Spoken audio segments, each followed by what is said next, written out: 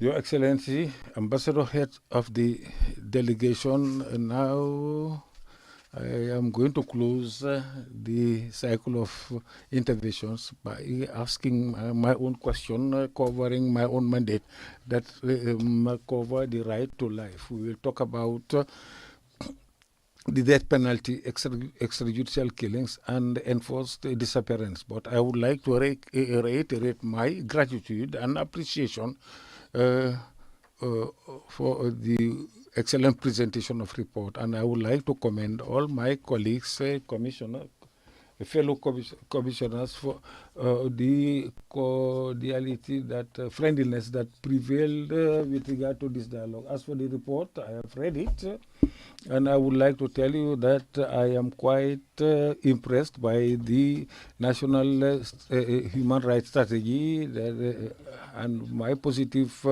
impression. As for the points regarding my mandate, I'll start with the death penalty that you have mentioned on that. Point 13 of the report. The death penalty exists in your legislation, and you insist that it is reserved for the most serious offenses. But I would like to indicate that you have not submitted the list of offenses and crimes that are liable to the death penalty, so that we can really express our appreciation. Because observation, general comment number 4 of the African Commission specifies the real meaning of what we consider what we call most serious crimes. These are blood crimes, or in general. We would like you to provide us the list of crimes that are liable to the death penalty.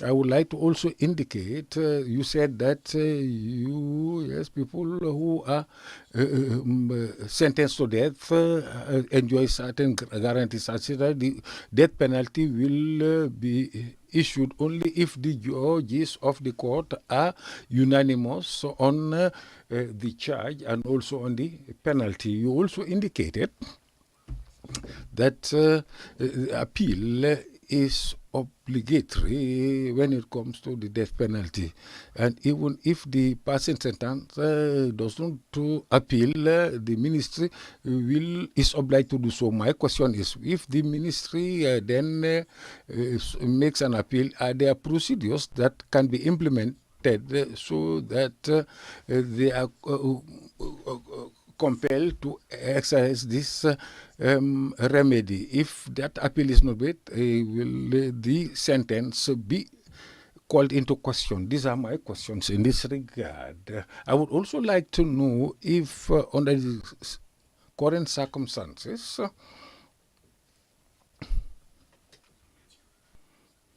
you said it's regarding the guarantees, procedural guarantees, that people who may be liable to the death penalty.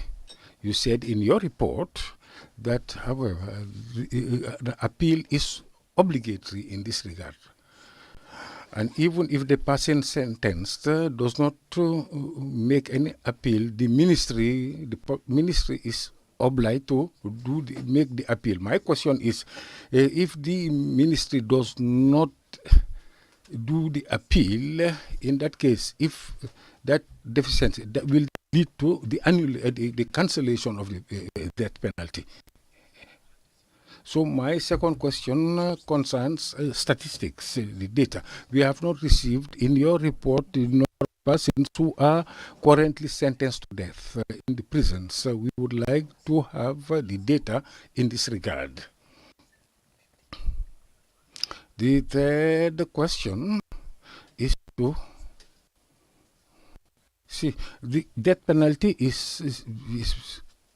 continues to be implemented and executed in Egypt. There is no moratorium in Egypt, so the death penalty is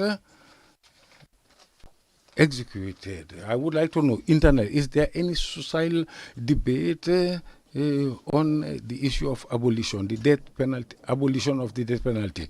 Is the Egyptian government willing to react favorably to all the resolutions issued by our commission and universally for the implementation of a moratorium pending an abolition of the penalty. We have also received information coming from some civil society organizations that 13 executions took place in 2024. 13 executions, death penalty executions, and they said that 35 sentences have been confirmed by Court of Appeal regarding the death penalty. I would like to know if these figures are accurate. If that is the case, can you provide to us the figures that are documented and established? This brings me now to the second segment of my intervention, that is enforced disappearance. I have not seen any data or information on this particular aspect, that is enforced disappearance. I would like to just ask, the enforced disappearance, is it a crime or is it a standalone crime? So it's just an information. In 2022, our commission prepared some guidelines on enforced disappearances. Is your government aware of this soft law as an instrument? If that is the case, is there any strategy that is implemented for its popularization? The third point concerns extrajudicial executions and summary killings. I would like to know if you are aware of the cases of extrajudicial executions in which security and defense forces are involved. That's my first question. The second question is there any strategy with regard to prevention to train security and defense forces on these issues? That is the prohibition of extrajudicial and summary killings, especially in the fight against terrorism. Yes, Mr. Your Excellency Ambassador, members of your delegation, this is my questions addressed to you. So at this juncture, we have to put an end to our interaction. It has been very long, yes.